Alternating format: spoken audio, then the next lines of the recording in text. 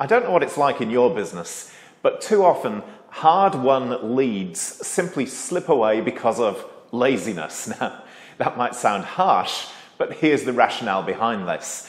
You know, most salespeople, when they're met with an objection, so in other words, a customer says, well, it's too expensive, or it's the wrong time, or I'm not sure how that might work for me, or, you know, call me back in 6 months. What most people do under those circumstances is they just pack up their tent and go home. And they do that because they think that an objection means no deal, whereas in reality, often what an objection means is, I'm interested, but I just want some more information.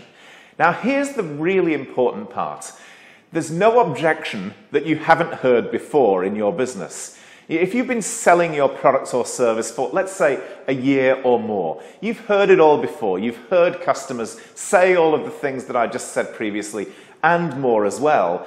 But what most business owners don't do is to capture those objections, to document them, to then script a response that will overcome the objection, and then, importantly, to share that amongst their team as well. And what that means is that leads are slipping away because there's not one way of doing things. There's not one standard response. That we're not using the combined knowledge of the business to overcome those objections and to improve our sales conversion rates. So, will you overcome every single objection if you do that? Well, of course not.